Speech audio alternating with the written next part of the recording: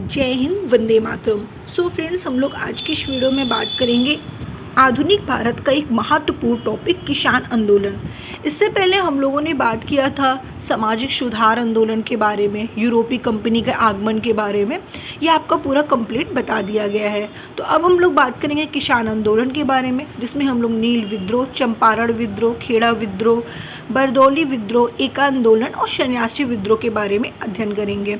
इससे पहले हम लोगों ने जितने भी टॉपिक पर अध्ययन किया वो सारे टॉपिक आपके लिए इम्पोर्टेंट थे। जो भी स्टूडेंट हमारे इस वीडियो को देखना चाहते हैं, डिस्क्रिप्शन पे लिंक मिल जाएगा या प्लेलिस्ट में जाकर आप अपनी क्लासेस को कंटिन्यू कर सकते हैं। उसके साथ साथ हम लोग आज की इस क्लास में किसान आंदोलन के बारे में बात करने वाले हैं।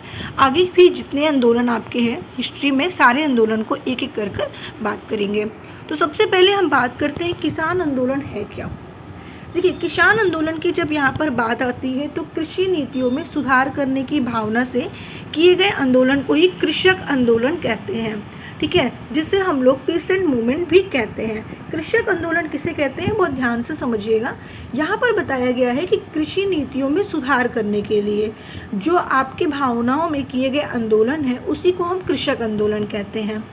सभी जगह अलग अलग समय पर किसान, कृषि श्रमिकों द्वारा नीतियों में परिवर्तन किए गए और आंदोलन किए जा रहे थे। भारत में जो कृषि आंदोलन है वो कई दशकों में चला आ रहा था। साथ ही कृषक आंदोलन किसानों द्वारा किए गए संघर्ष को दर्शाता है और समय समय पर अपनी मांगों को लेकर प्रत्यक्ष रूप से लड़ता रहा है। तो किसान आंदोलन अपने लिए, अपने हक के लिए लड़ते रहे, जिसमें ये आंदोलन चलाएं, जिसे कृषक आंदोलन के नाम से भी जाना जाता है। सन 19 ईस्वी में यानी कि 1900 के पूर्व में पड़ने वाले अकाल के फलस्वरूप भारतीय किसानों एवं कृषि श्रमिकों ने कृषि आंदोलन की शुरुआत की थी। जब किसान के लोगों को काफ़ी ज़्यादा हानि पहुंची और अकाल पड़ने लगा तो उस पश्चात 1900 के पूर्व उन्होंने एक आंदोलन चलाया जिसे किसान आंदोलन कहा जाता है। अंग्रेजी शासन में आज़ादी के बाद बनी सरकारों की कृषि के प्रति उदासीनता के कारण, किसानों की आमदनी कम होने के कारण किसानों पर आर्थिक स्थिति दिन प्रतिदिन काफ़ी ज़्यादा कमज़ोर होती गई, जिसके कारण से किसान ने काफ़ी आत्महत्या करने की बढ़ोतरी भी दी। यहाँ तक कि जब किसान के पास काफ़ी ज़्यादा लॉस हुआ, काफ़ी घाटा हुआ, तो उन्होंने अपनी जान देने तक की बढ़ोतरी लाई। तो इस तरीके से सभी लोगों ने निष्कर्ष लिया और 1900 के पूर्व में पड़ने वाले अकाल के फलस्वरूप ये किसान आंदोलन को शुरू किया गया। किसान आंदोलन के क्या क्या कारण हो सकते हैं। किसान पर अत्याचार, ठीक है, किसान पर कैसे अत्याचार, जैसे कि जमींदारू क्षेत्रों में किसान को उच्च लगान, अवैध कारोबार, मनमानी बेदखली और अवैधानिक श्रम का सामना करना पड़ा। उसके अलावा सरकार ने भारी भू राजस्व भी लगाया था। इसी के कारण से किसान आंदोलन शुरू हुआ। तो किसान पर हो रहे ये अत्याचार के कारण किसान आंदोलन को चलाया गया। दूसरा, भारतीय उद्योगों को बड़े पैमानों पर नुकसान होना, यानी कि किसानों को बहुत ही बड़े पैमानों पर नुकसान होने के कारण से किसान आंदोलन चलाया गया। क्या उनके नुकसान हुआ था?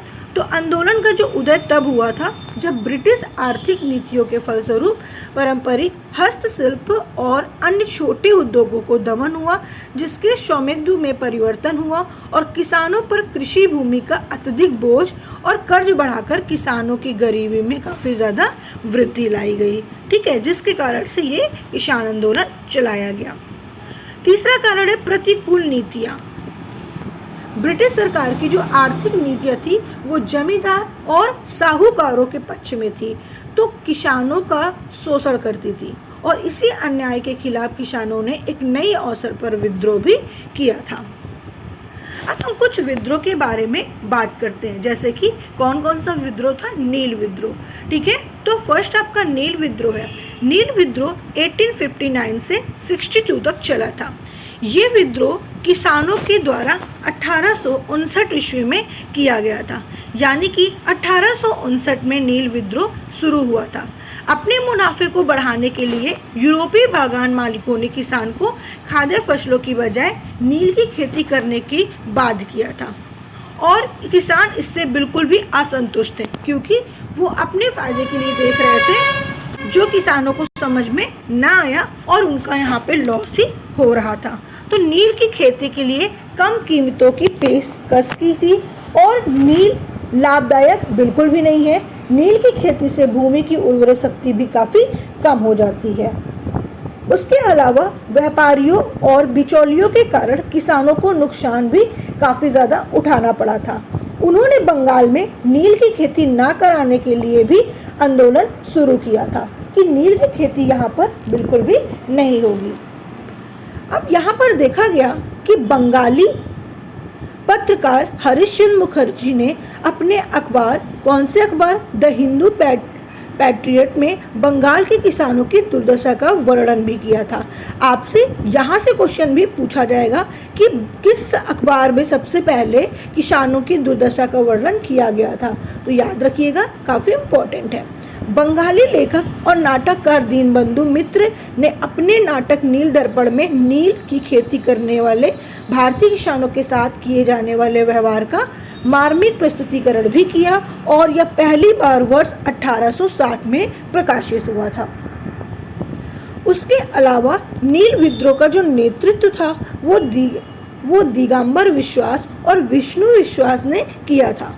सरकार ने एक नील आयोग नियुक्त किया था जो नवंबर 1860 में एक आदेश जारी किया जिसमें कहा था कि रैयतों की नील की खेती के लिए मजबूर करना अवैध था और यह किसानों की जीत का एक प्रतीक था। साथ ही उनके नाटक ने एक बड़ा विवाद खड़ा कर दिया जिसे बाद में ईस्ट इंडिया कंपनी ने भारतीयों के बीच आंदोलन को नियंत्रित करने के लिए एक प्रतिबंधित भी कर दिया था। फिर सेकेंड विद्रोह की बात अगर हम करते हैं तो पाबाना आंदोलन, ठीक है।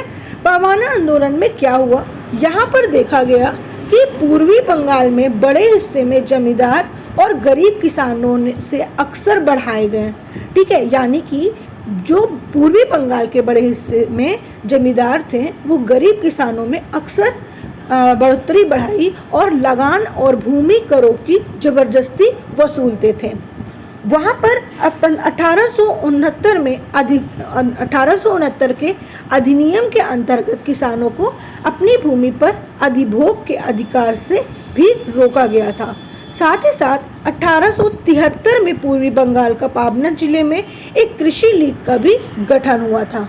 याद रखिएगा कि 1873 में पाबना जिले में एक कृषि लीग का गठन हुआ था और इसी के द्वारा हड़तालें आयोजित की गई और धन जुटाया गया जिसमें संघर्ष पूरे पूर्वी बंगाल के अन्य जिलों में ये फैल चुका था। उसके अलावा पाबाना विद्रोह का नेतृत्व ईश्वर चंद्र राय, सुरेंद्र नाथ बनर्जी, आनंद बोस जैसे बुद्धिजीवियों ने किया था और ये लड़ाई तब तक जारी रही जब तक कि सरकार ने बंगाल कस्तरी अधिनियम द्वारा अधिभोग अधिकारों में वृद्धि कर दी। यह खत्म हो गया जब उन्होंने यह काम कर दिया और ये आंदोलन मुख्यतः एक कानूनी लड़ाई थी लेकिन कुछ जगहों पर हिंसा भी हो गई। तो इस तरीके से पाबाना आंदोलन और किसान आंदोलन के बारे में मैंने आपको बताया। उसके बाद आगे भी हम लोग और एक एक कर बात करेंगे। तो आज के लिए यहीं पर वीडियो को समाप्त करते हैं और फिर मिलते हैं नेक्स्ट क्लास में नेक्स्ट वीडियो के साथ और नेक्स्ट आंदोलन के साथ। तो जुड़े रहिए हमारे साथ त्रिशांत एकेडमी हिस्ट्री पर। आपने अभी तक हमारे चैनल को सब्सक्राइब नहीं किया तो जल्दी से सब्सक्राइब करके बेल आइकन का बटन ऑन रखिए क्योंकि आपके लिए ऐसी ही वीडियो का नोटिफिकेशन आपको टाइम टू टाइम मिलता रहेगा।